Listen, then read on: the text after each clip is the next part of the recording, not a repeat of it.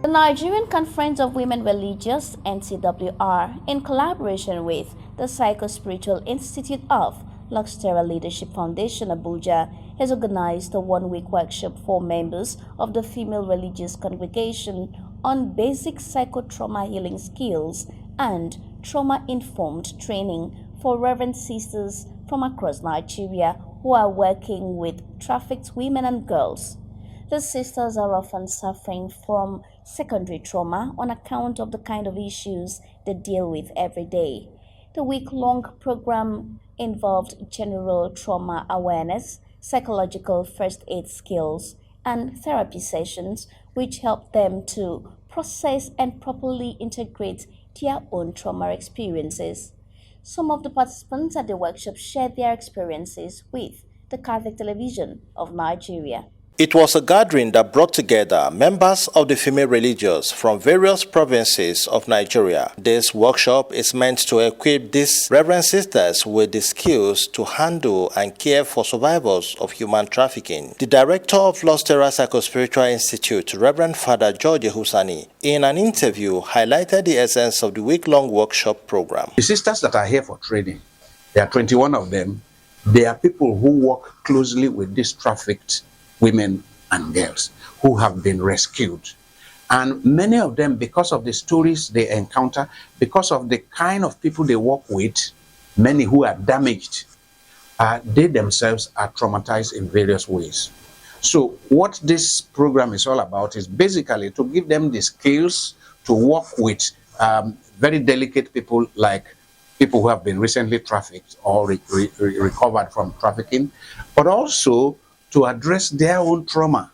Because in the process of working with people who are hurting very badly, people who have experienced incredible pain and trauma, they themselves become traumatized. It's called secondary trauma. The animator of the program against trafficking, Reverend Sister Teresa Adanna Ani, in an interview with Catholic Television of Nigeria, highlighted some of the triggers of human trafficking. It is a wonderful program because we ourselves are going healed. They say that the one who takes care of the sick is also invariably sick in one way or the other. Working with these people, we also get a kind of vicarious trauma.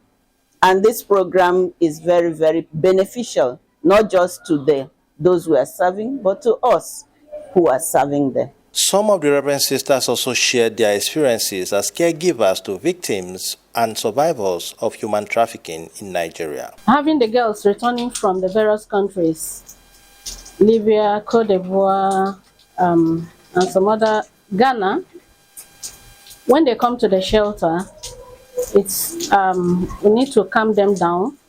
We'll have the counselor who will sit with them to talk with them and help them to be able to share their stories, to tell us how they feel coming back home. And then working with them, you see that a lot of them have gone through trauma experience. And I have one that came back and couldn't just stay in the room without the light. If once you off the light, she jumps up. That shows the kind of experience she's been through. Maybe she's been in the dark for a while.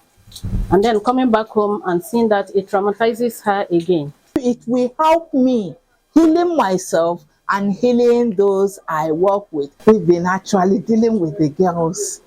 There is one particular one that touched my heart.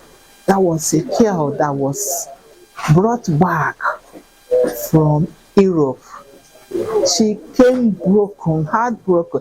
I remember her coming to kissing the soil of Nigeria. I said, patient, why are you kissing the... He said, I never thought I would be home again.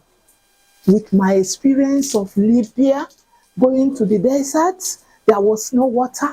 We had to drink our urine. We saw people hanging bottle on their neck. We didn't know they had died. And then the journey of Italy, they were in a rubber, you know, the pumping rubber. He said, I saw so many people, the rubber opened. Few, the boat that was filled up, only few were rescued. People who are trafficked unknown is because of ignorance. You just have a girl in Jos who just escaped traffickers in Ghana, a graduate, but trying to do her clearance in order to join others for youth service. A friend told her she could get some money and then do this clearance, and told her there's a job he could introduce her to in Ghana. And very soon she will make the money, come back and clear, only to find herself trafficked. In a way, I'm traumatized because coming back to Nigeria to see Nigeria the way, because I've been on mission to see the way Nigeria is and to deal with those girls and to see the way they are. Certain things they do, it hurts me. But then, when I think the other way around, I seem to turn to understand their situation, and putting myself in their position helps a lot. Because if I'm the one in their position, I enjoy during my own training and when I was growing up, if I'm put in their position, what will I do?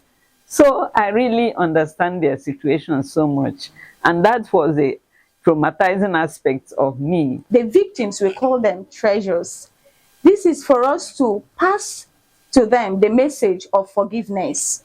When we are able to forgive, first forgive ourselves, and then we are free from that hurt.